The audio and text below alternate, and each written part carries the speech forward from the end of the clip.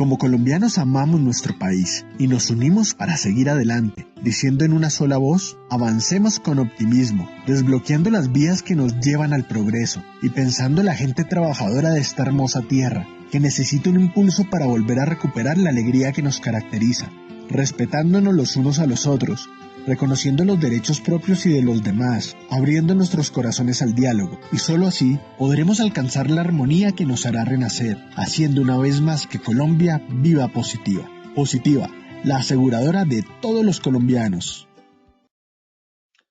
Muy buenos días para todos nuestros asistentes. Reciban un cordial saludo desde Positiva Compañía de Seguros S.A. Soy Wilmer Carrasquilla y les doy la bienvenida a nuestro Plan Nacional Multimodal de Educación en Seguridad y Salud en el Trabajo. Sean bienvenidos a nuestro evento web de la Comunidad Nacional de Conocimiento en Normatividad y Actualizaciones Legales en Riesgos Laborales. El día de hoy estaremos con nuestra acción educativa titulada Prestaciones económicas en riesgos laborales desde la perspectiva legal. Para dar inicio a nuestro evento web, quiero darle una muy especial bienvenida a nuestro experto de la comunidad, el doctor Jesús Palomino Cervantes. Él es abogado, especialista en Derecho Laboral y Seguridad Social. Doctor Palomino, muy buenos días y bienvenido. Muy buenas para todos, agradeciendo a Positiva Educa y a ustedes por permitirnos continuar hoy en la ruta de conocimiento para el año 2022. El tema que vamos a presentar a continuación, la tercera estación de la ruta, prestaciones económicas en riesgos laborales desde la perspectiva legal. Para esta charla nos vamos a apoyar principalmente en la Ley 776 de 2002, que en su artículo primero nos señala que todo afiliado al Sistema General de Riesgos Laborales que sufra un accidente de trabajo o una enfermedad laboral y, como consecuencia de este evento, se incapacite, se invalide o muera, tiene derecho a que el sistema le preste los servicios asistenciales y le reconozca las prestaciones económicas a que tiene derecho. Hoy, por tanto, vamos a referirnos al segundo aspecto, las prestaciones económicas. Pero antes de abordar cada una de ellas, definamos lo siguiente. ¿A qué ARL voy a acudir?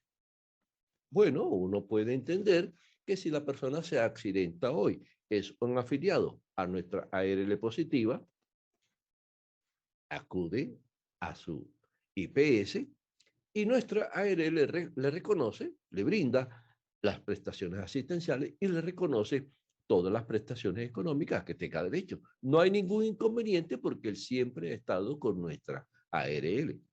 Pero suponiendo que el accidente haya ocurrido hace 4 o 5 años y en ese momento la persona tuvo un accidente, pero no con ARL positiva, sino con otra ARL. Vamos a denominar la ARL-A.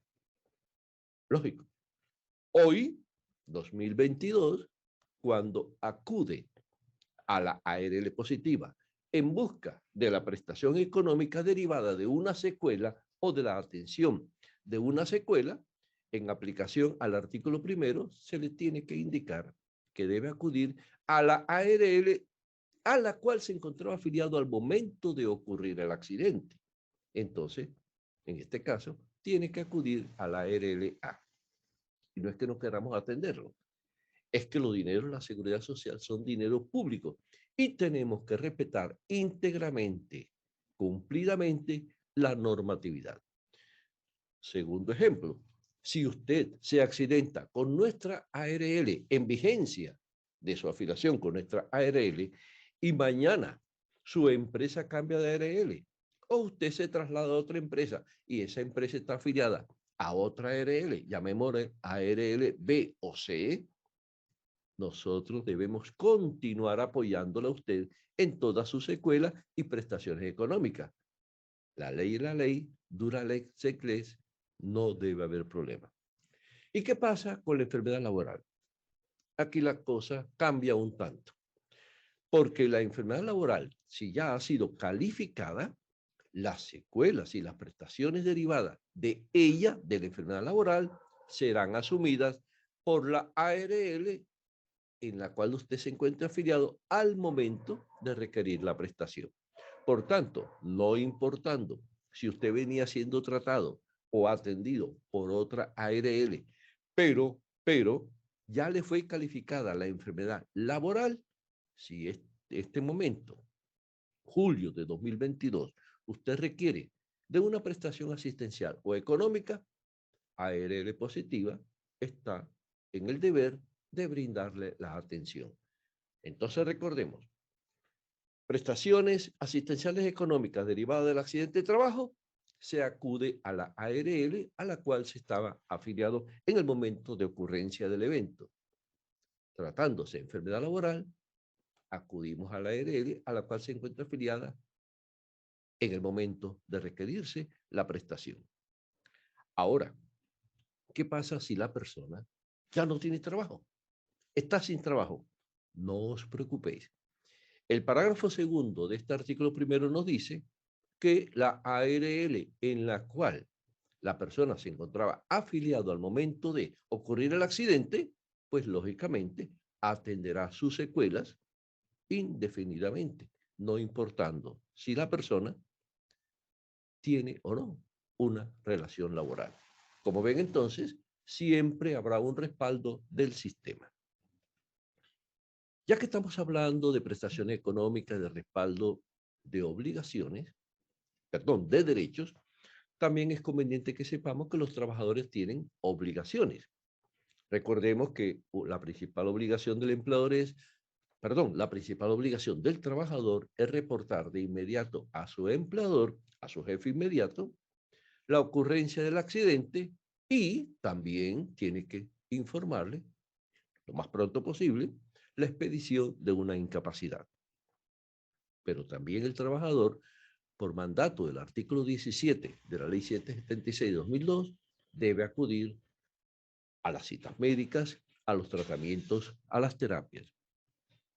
Si no acude a ellas, la ARL suspenderá el pago de las prestaciones económicas hasta cuando se reinicie su tratamiento o acuda a las citas de su médico. Y eso tiene una lógica, porque si usted como trabajador está incapacitado para trabajar, para que esté en su casa atendiendo las indicaciones de su médico y obviamente cumpliendo con el tratamiento que le ha sido ordenado. Pero si usted no cumple con el tratamiento, no va donde su médico, la ARL sería injusto que le siga pagando por algo que usted no ha querido recuperarse. Entonces, informémosle a nuestros trabajadores, sobre todo en los procesos de inducción. Uno, la obligación de reportar de inmediato el accidente de trabajo. Dos, informar a la empresa y enviar el certificado de incapacidad que les ha expedido, tan pronto lo obtenga. Y tercero, que cumplas con su tratamiento, sus terapias, sus citas médicas, etc. Y así como se tiene derecho, también se puede perder.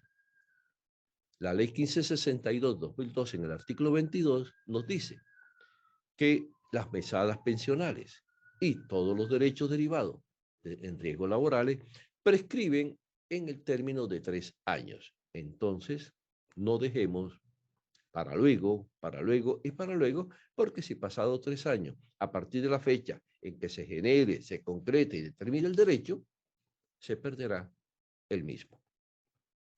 Comencemos, por tanto, por la primera prestación económica en riesgos laborales, el subsidio por incapacidad temporal, generalmente conocida con el nombre de incapacidad. No es más este subsidio que un dinero que se le entrega a ustedes durante los días que no puede ir a laborar. Y este dinero se reconoce al 100% del salario. Recordemos que el Código Sustantivo del Trabajo nos señala que salario es todo lo que el trabajador recibe como contraprestación a su servicio. Por tanto, no es solamente el salario base. Eso debe incluir también las horas extras y todos aquellos incrementos derivados de una relación laboral, de su esfuerzo. Entonces, ¿cómo se paga? Si observan el artículo 3 de la Ley 776 nos está indicando que el primer día del accidente lo está asumiendo el empleador, porque es el día en que la persona ya marcó tarjeta, ya estuvo trabajando. acude obviamente a su IPS y allí le incapacitan. Pero ese primer día de incapacidad es el primer día en que ocurrió el evento. Y a partir de cuando asume la ARL el pago de las incapacidades, allí lo hemos resaltado, allí lo hemos subrayado, desde el día siguiente en que ocurrió el accidente de trabajo. ¿Y cómo se paga? Al 100% del salario. ¿Y hasta cuándo se paga esta prestación económica? Veamos, hasta el momento de su rehabilitación. Ya usted está rehabilitado y ya usted está sanado. Obviamente, ya no hay que pagarle más incapacidades porque ya usted retorna al trabajo. O cuando se declare la incapacidad permanente parcial, que es la segunda prestación que vamos a explicar a continuación, o la invalidez o la muerte. Entonces, revisando nuestro artículo 3º, se paga al 100%, inicialmente los primeros 180 días, señala la ley 776 que se podrá continuar por otros 180 días más, y si continúa incapacitado, seguirá pagándose esta prestación hasta cuando sea rehabilitado, se demuestre la imposibilidad de rehabilitación, sea calificado o fallezca. La segunda prestación económica es la incapacidad permanente parcial. Y de acuerdo con el artículo 5 de la Ley 776 de 2002, se considera como incapacitado permanente parcial la persona que, como consecuencia de un accidente de trabajo o de una enfermedad laboral, haya perdido entre el 5%, pero menos del 50%. Entre el 5 y menos del 50%, porque si pierde el 50%, ya estamos ante una invalidez.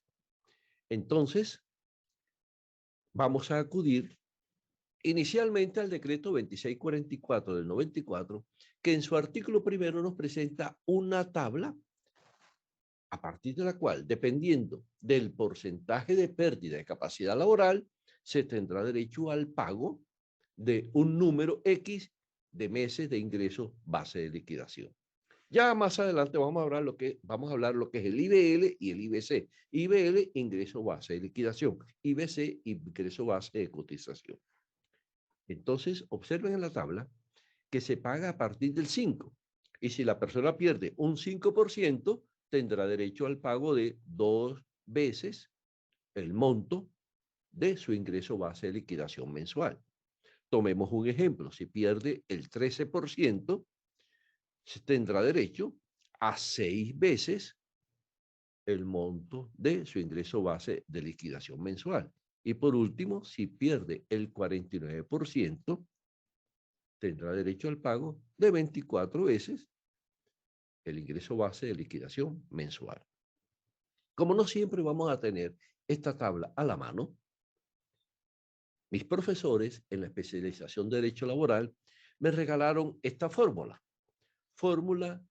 que comparto con ustedes y dice así: porcentaje de pérdida de capacidad laboral, 30, 40, 70, 15, 28, etcétera. A ese porcentaje le restamos una unidad y al resultado lo dividimos entre 2 y nos da el número de meses de ingreso base de liquidación.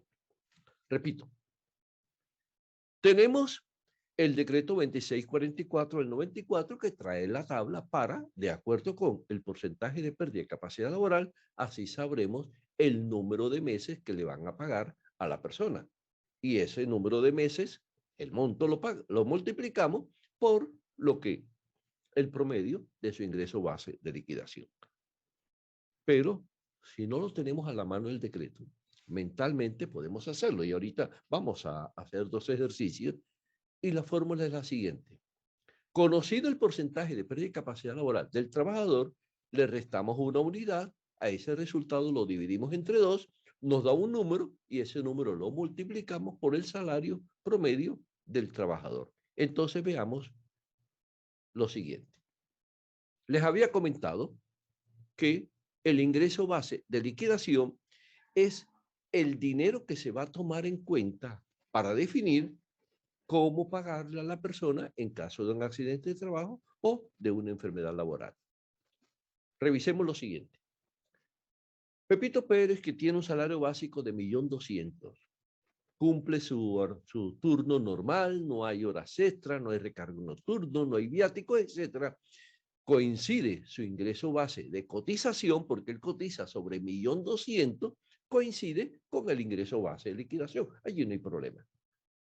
Pero piensen, por ejemplo, un vendedor, un asesor comercial, que tiene un ingreso base de 2 millones, pero recibe unos porcentajes por ventas, por comisiones, etcétera. Un mes gana 2 millones, el siguiente mes 2.500.000, más adelante gana 3 millones. Hay un mes donde no tuvo ventas y se va a lo básico, a 2 millones, entonces tiene unos ingresos que han sido variables. Sería injusto para la ARL que si en el momento del accidente tenía un ingreso de 10 millones de pesos, se pague sobre los 10 millones.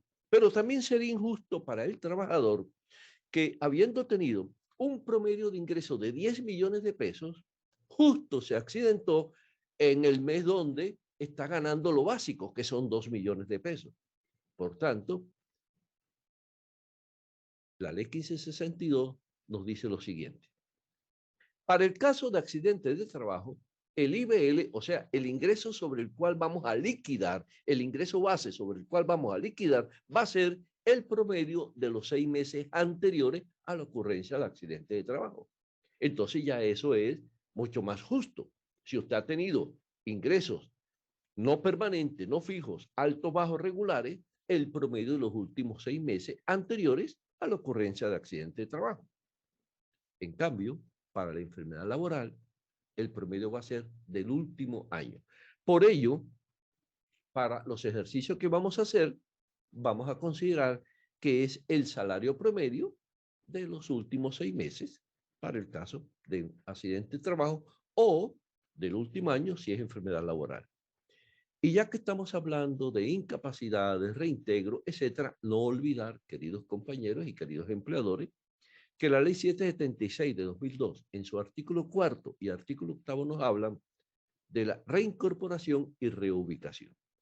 La persona que al terminar el periodo de incapacidad temporal, si recupera su capacidad de trabajo, el empleador está en la obligación de ubicarlo en el cargo que desempeñaba. Si era conductor, vuelve a ser como conductor porque es que recuperó su capacidad. Pero en caso, por ejemplo, que haya perdido la visión, los reflejos o que no pueda estar sentado por tiempo determinado, ya no puede ocuparse como conductor. Entonces, en este caso, hay que reubicarlo en otro cargo. Usted no puede decir es que no tengo. No, no. Si ese señor demanda y vamos a un proceso, el juez laboral le ordenará a usted que lo ubique en algún otro sitio, pero no se puede despedir. Recuerde que más adelante hemos de hablar de estabilidad ocupacional reforzada. Por tanto, no olviden entonces Ley 776-2002 en los artículos 4 y 8 que nos hablan de la reubicación y reincorporación, o reincorporación y reubicación al trabajo. Les había comentado que vamos a hacer 2 ejercicios. Ustedes en casa, háganlo por favor. Y el primer ejercicio es el siguiente.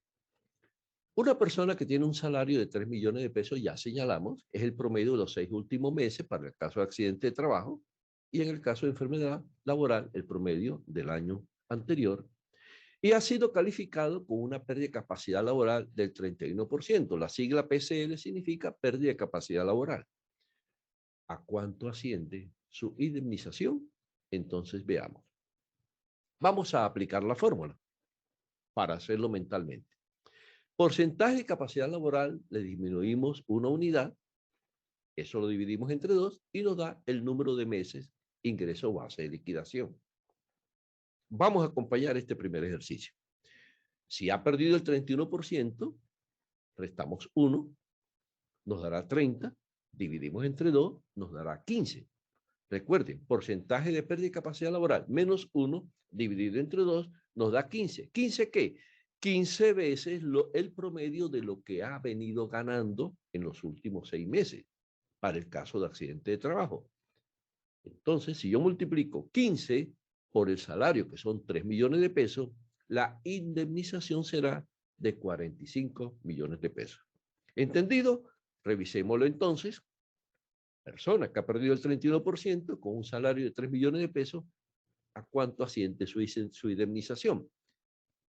PSL menos 1 sobre 2, eso nos da 15, y 15 veces lo que ha ganado durante sus 6 meses, si es últimos 6 meses si es accidente, o último año si es enfermedad laboral, nos dará 45 millones de pesos.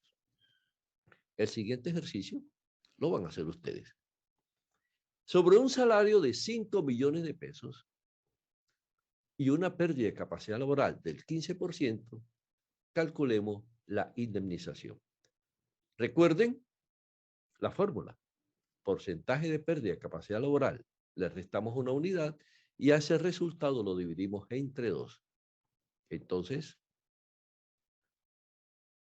10 segundos para que respondan. Mientras tanto, los invito a un tinto. ¿Ya tienen el resultado? Veamos entonces. 15 menos 1 lo divide entre 2, eso me da 7. Y ese número 7 lo multiplicamos por 5. Por tanto, si le dio 35 millones de pesos, esa es la respuesta correcta. ¿Qué hemos estudiado hasta el momento?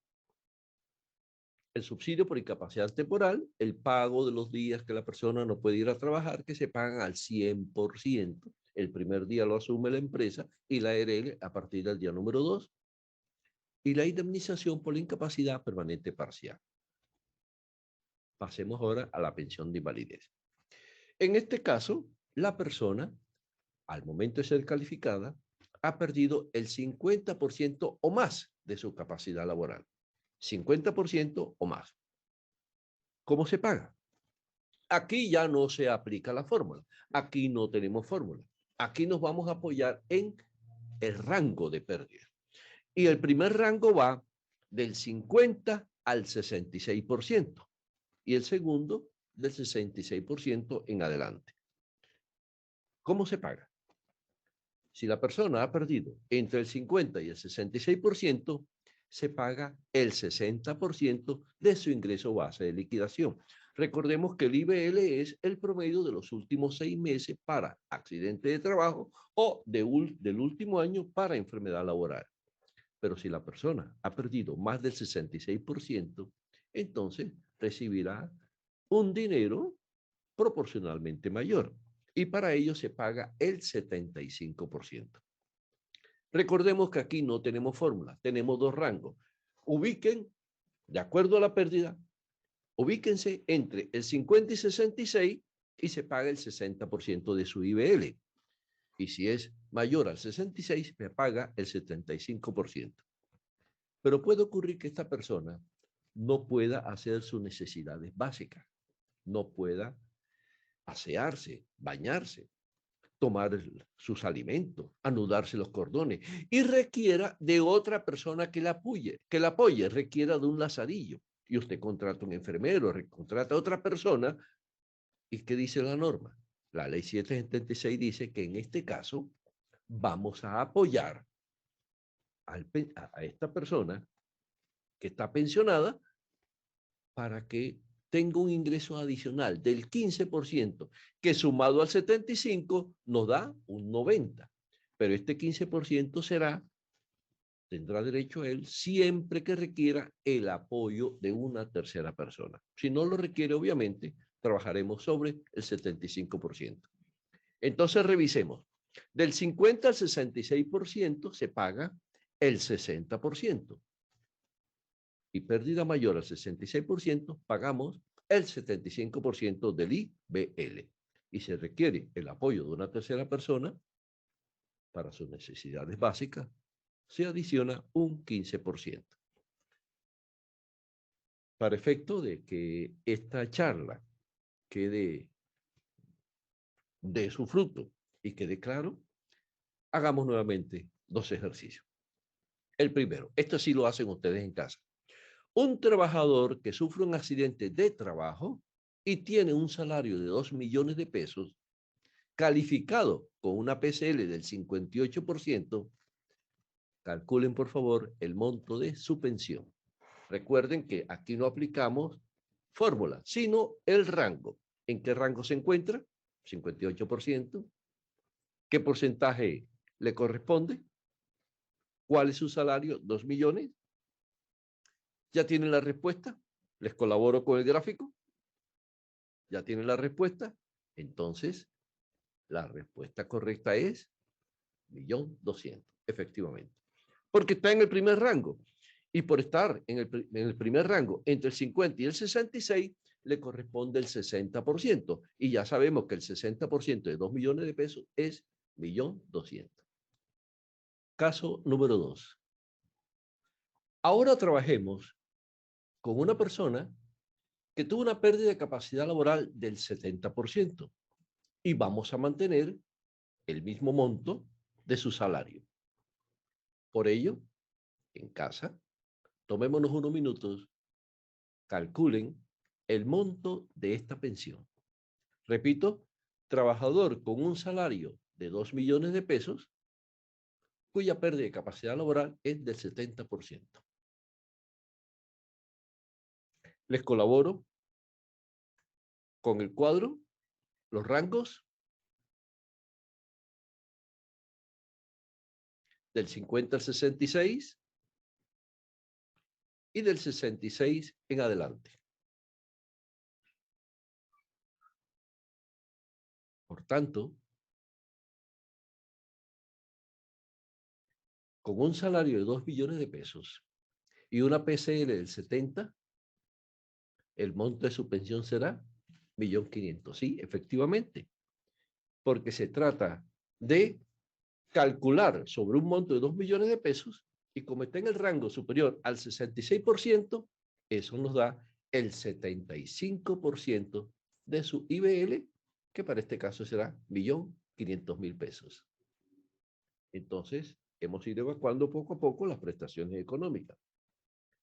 Subsidio por incapacidad temporal, el número de días que la persona no puede ir a laborar, que se paga al 100%. El primer día lo asume la empresa y la ARL le paga a partir del día 2. Segundo, la indemnización por incapacidad permanente parcial, que se paga entre el 5 y el 49.9. Tenemos una tabla, pero estamos aplicando también un ejercicio, una fórmula. PCL menos 1 entre 2 nos da el número de meses de salario que se va a pagar. Tercera, la pensión de invalidez del 50% más, y ahí establecemos los rangos, entre el 50 y el 66, que se paga el 60%, y mayor al 66, que se paga el 75%. Y pasamos a la cuarta prestación económica, que es la pensión de sobreviviente.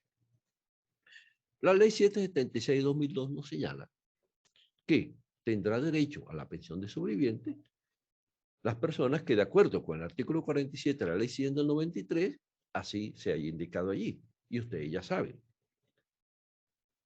¿La familia cuál es? Bueno, si fallece un trabajador, su esposa y sus hijos. La esposa el 50%, los hijos, el otro 50% restante. Y los hijos hasta los 18 años, si están estudiando hasta los 25 años. O si tienen una invalidez, o si tienen si se encuentran en estado de debilidad manifiesta, pues también hasta que concluya. ¿Y cuál es el monto de la pensión de sobreviviente? Si murió el pensionado, recuerden que ahorita hicimos unos ejercicios y determinamos el monto de las pensiones por accidente de trabajo o por enfermedad laboral. Si murió el pensionado, su núcleo familiar, esposa, hijo, etcétera, recibe el 100% de la pensión. Pero si murió el afiliado, quiere decir trabajador que salió de casa en la mañana, que se despidió de su esposa e hijos y que lamentablemente encontró su muerte en el trabajo, entonces se recibirá el núcleo familiar el 75% del salario base de liquidación. Revisemos, por tanto. Muere el pensionado, la viuda, sus hijos reciben el 100% de la pensión que le estaba devengando. Y si muere el trabajador, se recibirá el 75% de su IBL. Ejercicios. Caso 1. Un trabajador que fallece como consecuencia de un accidente de trabajo.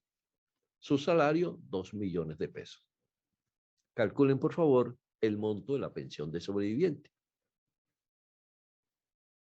Recordemos, es un trabajador, persona que salió en la mañana, se despidió de su esposa y sus hijos, y en desarrollo de su labor, un accidente de trabajo y fallece. ¿Ya lo calcularon? Efectivamente, porque es el 75%. Entonces, la pensión de sobreviviente será de 1.500.000. Caso número 2. En este caso, quien fallece es un pensionado. ¿Cuánto recibe la viuda y sus hijos? O la viuda si es sola, o los hijos. El mismo valor que estaba recibiendo el pensionado. Efectivamente, 1.200.000 pesos. Y por último, auxilio funerario. El auxilio funerario es un dinero que se le entrega a las personas, amigos, familiares, conocidos del difunto, que asumieron los gastos de su funeral. Y oscila en una suma entre 5 y 10 salarios mínimos. Obviamente hay que aportar las facturas que demuestren el pago. No se requiere que sea familiar. Entonces, entre 5 y 10 salarios mínimos, la persona que haya asumido, o los amigos o compañeros de trabajo que hayan asumido los gastos funerarios, tendrá derecho a esta prestación. Entre 5 y 10 salarios mínimos se pagará. Ya habíamos conversado que al terminar el periodo de incapacidad temporal, los empleadores están obligados, si el trabajador recupera su capacidad de trabajo, a ubicarlo en el cargo que desempeñaba o a reubicarlo en cualquier otro. Obviamente, cuando se dice en cualquier otro, debemos entender que al trabajador no se le puede disminuir su salario. Y ya les mencioné en algún momento que los jueces, ante las demandas, cuando el empleador dice no tengo dónde ubicarlo, generalmente dicen invéntese el cargo, estabilidad ocupacional reforzada. Y reubicado tiene que ver con aquel trabajador que posterior a la indemnización por una incapacidad permanente parcial retorna al trabajo con la carta de reubicación. De igual manera, hay que asignarle un cargo acorde con sus capacidades. Si no las tiene, usted tiene que enseñarle, capacitarlo, formarlo. Y observen lo que nos dice la parte final del artículo 8 de la ley 776 que estoy señalando en pantalla. Abro comillas. Para lo cual el empleador deberá efectuar los movimientos de personal que sean necesarios. No lo olvidemos. Reincorporación, reubicación. Y aprovechando que estamos hablando de incapacidades, de reubicación, de licencias, ¿qué les parece si nos tomamos unos minutitos para complementar el tema con unos aspectos muy prácticos? Por ejemplo, trámite para reconocimiento de incapacidades, incapacidades superiores a 180 días. ¿Les parece? Bueno, muy bien. En pantalla estoy mostrando el artículo 121 del decreto 019-2012, Estatuto ante Trámite, que nos señala lo siguiente, que cuando se trate de una incapacidad por origen común, allí dice, Sistema General de Seguridad Social en Salud, cuando es incapacidad de origen común, este trámite de cobro ante la EPS tiene que adelantarlo directamente el empleador. Ustedes lo vienen haciendo bien. El trabajador lo sabe. Pero recordemos que las EPS asumen las incapacidades hasta el día 180. En ese lapso, 180, han de calificar y si la calificación es de origen común, el caso pasa al fondo de pensiones. Y si es de riesgo laboral, origen laboral, pasa a las ARL. Entonces, este artículo 121 nos está diciendo que usted como empresa está obligado a hacer el trámite de recobro de todas estas incapacidades generadas por la EPS ante la misma EPS, ante la EPS a la cual está afiliada el trabajador. Pero allí no nos habla del Sistema General de Pensiones y tampoco nos habla de riesgos laborales, lo que significa que usted como empresa legalmente está obligado a pagar las incapacidades hasta el día 180 por evento común, hacer el recobro y obviamente usted le ha pagado por anticipado en cada corte de quincena a su trabajador.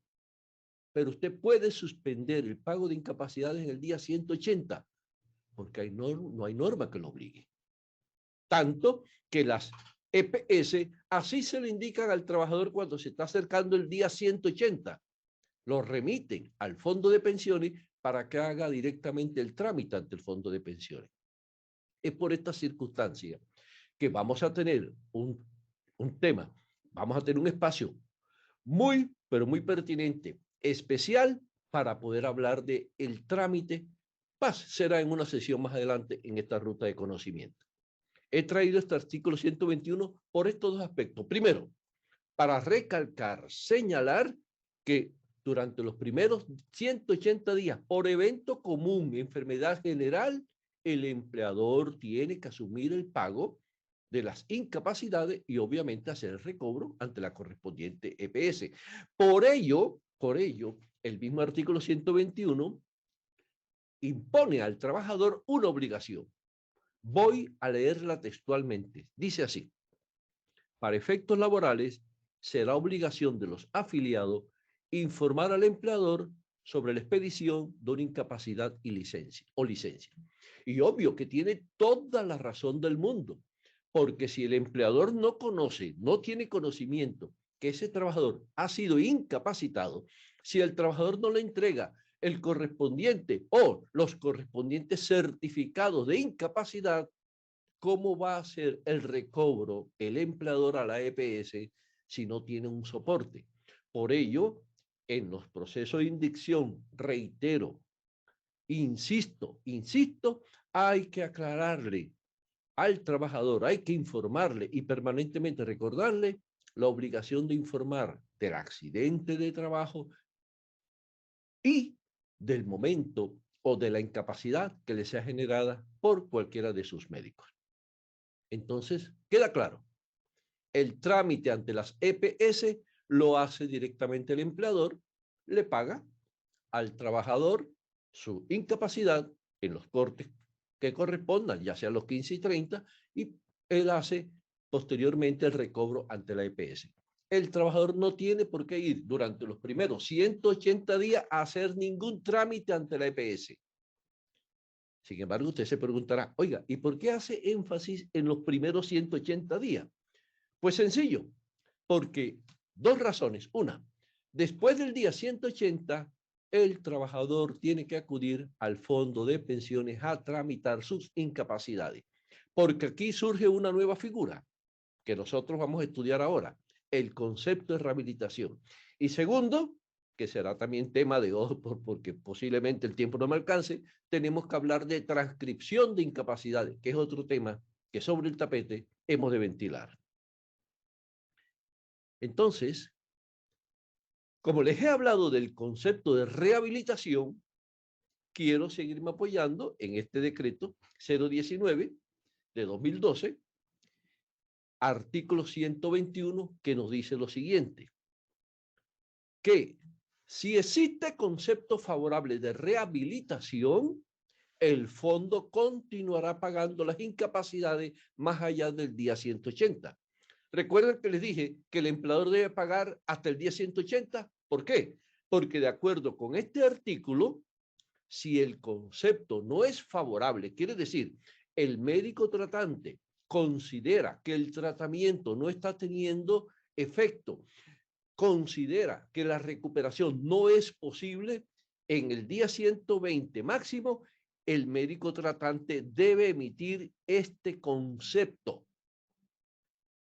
Y con base en el concepto, si es desfavorable, el fondo de pensiones no paga incapacidades. Y aquí surge el problema. Como alguien le dijo a usted, o por lo menos se viene comentando que el empleador tiene que pagar todas las incapacidades, usted siguió pagando incapacidades después del día 180. Claro, el trabajador está tranquilo, normal, es comprensible. Cuando usted va a reclamar, hacer el recobro al fondo de pensiones, porque ya pasamos el día 180, verifique, porque si el concepto es desfavorable, el fondo de pensiones va a negar el pago. Recordemos, cuando el evento es común, cuando la enfermedad es común o el accidente es común y no se ha calificado aún, porque si ya usted remitió su reporte, el formato de accidente de trabajo, el reporte, el FURAL, formato único, reporte de accidente laboral, a la ARL, y ella lo aceptó y pagó las incapacidades y ya automáticamente está calificado, es laboral. Este caso que estoy hablando es cuando el evento es común. Bueno, muy bien. Las EPS pagan los primeros 180 días. Y ya dijimos, antes de cumplirse el día 120, el médico tratante debe emitir el correspondiente concepto de rehabilitación, que puede ser favorable, caso en el cual no hay problema porque el fondo va a seguir pagando, o puede ser desfavorable y el fondo no va a pagar y habrá que presentar una tutela que yo le voy a compartir posteriormente para que el fondo pague. Y el trabajador continúa incapacitado, asistiendo al médico, tratamientos, y en este momento, el decreto 180 de 2016, en el artículo 22332, nos dice lo siguiente. Voy a leerlo textualmente porque es importante por si acaso usted tiene este caso en su empresa. En cualquier momento, cuando la EPS emita concepto desfavorable de rehabilitación, se dará inicio al trámite de calificación de invalidez. He conocido empresas, he tenido casos, donde el trabajador lleva días y días y días y días, concepto desfavorable y no ha sido calificado. Aquí nos están diciendo, mire, si usted se encuentra en el día 120 y le emiten concepto desfavorable, solicite de inmediato a la EPS con fundamento en el artículo 22332 del decreto 180 de 2016 que sea calificado de inmediato ese trabajador, porque posiblemente tenga derecho a una pensión de invalidez y nos evitamos ese tortuoso camino, esa tortuosa espera de incapacidades e incapacidades, porque así lo acaba de decir el decreto 180. Repito, en cualquier momento, cuando la EPS emita concepto favorable de rehabilitación, se dará inicio al trámite de calificación de invalidez. Pero quizás en este momento también usted se pregunte, bueno, pero si eso hace parte de la historia clínica, yo no tengo acceso. No, no, un momento. Estos son conceptos, esto no es historia clínica. Que esté inserto, que lo puedan llevar usted en esa documentación, pero las empresas tienen copia de este concepto. A los trabajadores les dan copia de este concepto. Las EPS envían copia al fondo de este concepto. De allí la importancia que usted tenga un programa de rehabilitación, un programa de manejo de incapacidades, que creo también, yo no sé cuánto tiempo podemos invertir o no, pero tenemos que hacer una charla especial sobre ese programa, porque a veces dejamos crecer el problema y cuando ya es muy grande es difícil mantener. Me explico. Hoy, con base en esta charla, tome el listado de sus trabajadores, escriba en una libretica, no importa su nombre, fecha de inicio de las incapacidades, los diferentes códigos, y ya con eso usted comienza, el tipo de enfermedad, número de incapacidades, ya con ese usted comienza a hacer un programita y obviamente apóyese en el personal de salud, su médico, su enfermera, etc. Continuemos. El trabajador continúa incapacitado y acercándose el día 150, la EPS remite al trabajador al fondo de pensiones. Recuerden que les dije que se le entrega al trabajador una cartita diciéndole, dado que usted acumula tantos días de incapacidad con concepto, ahí le dice favorable o desfavorable, y acusa la patología X con tantos días de incapacidad, su caso es remitido al fondo de pensiones para que adelante ante esa entidad el pago de las correspondientes incapacidades. Y copia de esa carta también se la remiten a usted como empresa. Usted se entera. Entonces ya usted sabe, uno, que el trabajador se está acercando al día 180. Dos, que el concepto es favorable o desfavorable. Y tres, que la EPS va a suspender el pago de incapacidades. Por tanto, si el concepto es desfavorable, ya usted también debe suspender el pago de incapacidades, le informa a su trabajador igualmente mediante otra documentación, mediante otra carta, un comunicado, se pone a disposición y lo acompaña en todo el trámite ante el fondo de pensiones. Acompáñelo, es de humanidad. Usted no está obligado a seguir pagando las incapacidades más allá del día 180, pero sí está obligado a acompañar a su trabajador. Es una persona, a orientarlo, a guiarlo. Y nosotros a través de esta ruta del conocimiento vamos a seguir acompañando porque hoy es apenas el abrebocas. Entonces continuamos. Y en un momento, por allí en el día 150 y tanto, 160, le llega a usted la carta mágica, la famosa carta en donde le dicen, con la finalidad de calificar la patología XX que sufre el trabajador fulano de tal, solicitamos a usted, señor empleador, nos envíen los siguientes documentos. Y generalmente son estos: análisis de puestos de trabajo, certificación de cargos, historia clínica e identificación de los riesgos psicolaborales del último año. Analicemos. El primer documento, análisis de puestos de trabajo, en el pasado se decía por parte de las EPS que debía ser realizado por las ARL. No. Esa es una obligación del empleador. Además, ya las ARL están asumiendo una carga con el sistema de gestión, estándares mínimos, etcétera, y hoy no, ya sabemos, usted tiene que indicarle al médico tratante, mediante un estudio, qué hace el trabajador día a día, desde el momento que llega, qué operaciones hace, cómo se sienta, cómo se levanta, extiende los brazos, etcétera, porque eso le va a dar luces al médico para poder determinar si la patología que está padeciendo es derivada o no de la actividad que realiza el trabajador. El segundo, certificación de cargo. Generalmente lo realiza o lo emite talento humano. Allí, en esta certificación de cargo, se va a indicar los diferentes oficios, cargos, funciones que ha venido desempeñando el trabajador en la empresa. Si yo acuso un problema de columna, pero mi trabajo durante los últimos 4 o 5 años no tenía nada que ver con cargas ni inclinaciones, etcétera, posiblemente el médico tratante pueda determinar entonces que la patología no tiene relación con mi trabajo.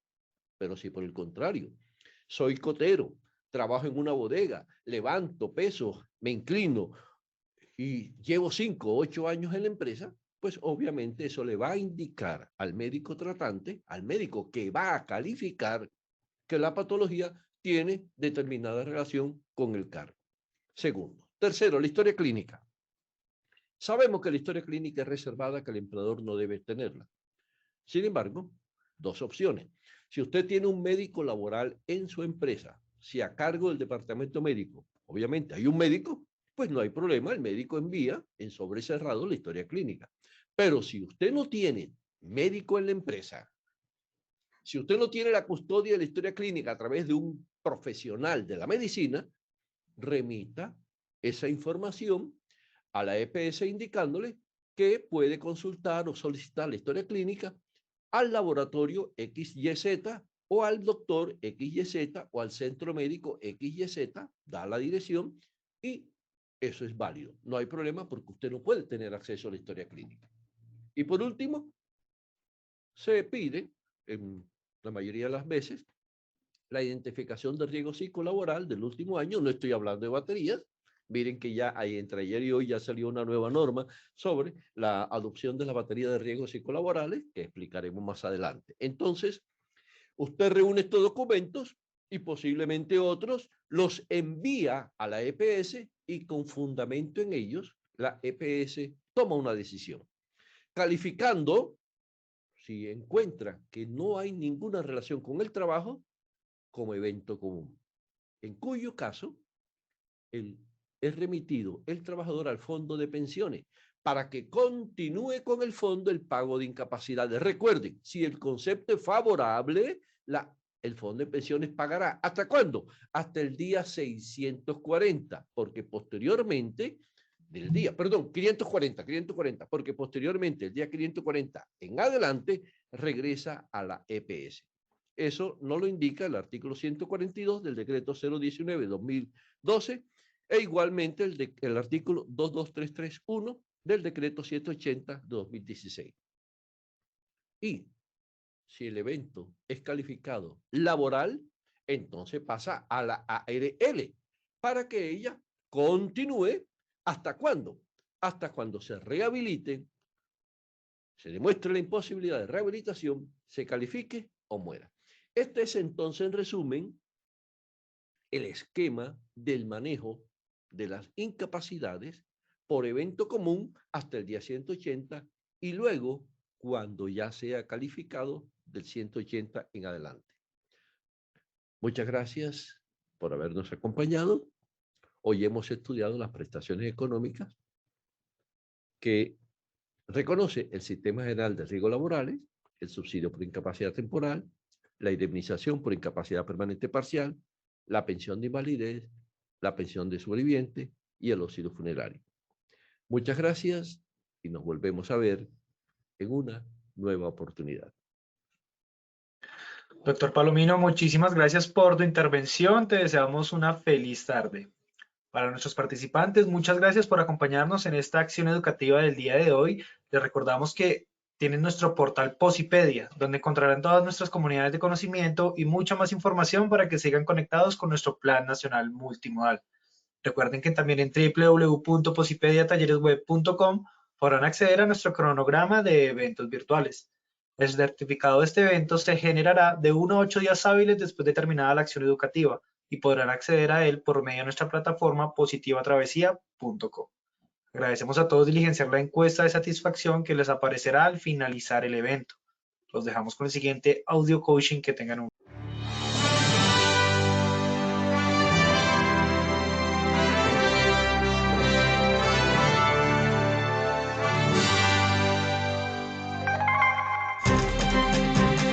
Bienvenidos. A partir de ahora dispongan cada uno de sus sentidos para vivir y disfrutar las experiencias sonoras de Positiva Educa.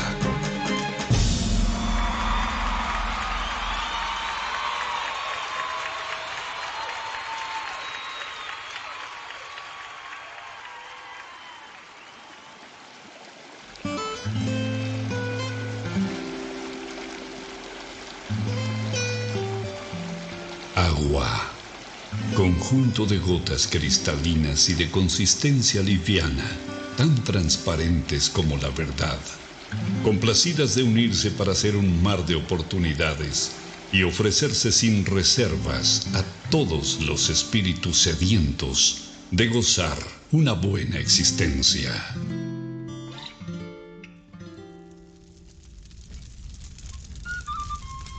Fuego. Luminosidad calórica que abraza los corazones de todo aquel que se ilusiona, emprende, ama, anhela y lucha hasta cumplir cada uno de sus sueños. Aire. El reconfortante aliento que exhala Dios sobre nosotros en cada despertar, alentando nuestro andar para hacernos comprender que vivir es más que respirar. Vacío. Es todo aquello que estamos llamados a rebosar del infinito amor que existe dentro del universo que somos cada uno de nosotros. Deberíamos vivir más natural que materialmente para unirnos y ver el horizonte más claro, y así no encontremos toda la felicidad. Por lo menos descubriríamos el camino. Procuremos ser como el agua, transparentes, livianos a la hora de tratar a los demás y ofrezcámonos sin reservas al momento de servir y ayudar a quien nos necesita. Seamos luminosos, amigables y calurosos como el fuego, abrazando los momentos de necesidad, soledad y frío en las personas que están a nuestro alrededor. Si fuésemos como el aire, respiraríamos todo lo bonito que hay en los demás y exhalaríamos todas las cosas buenas que llevamos dentro, dejando atrás todos los malos sentimientos que nos aprisionan el corazón. Solo así sentiríamos en vida el verdadero vuelo de nuestras almas. Si nos arriesgáramos a descubrir y adentrarnos en el vacío del que nos hemos llenado, seguramente encontraríamos que allí es donde están algunas de nuestras barreras que nos impiden expresar todo lo valioso que tenemos dentro. Trabajar con toda la sensibilidad de nuestro ser nos brinda la oportunidad de aprender y practicar la esencial misión de nuestra vida, que es florecer. Trabaja con amor. Colombia vive positiva.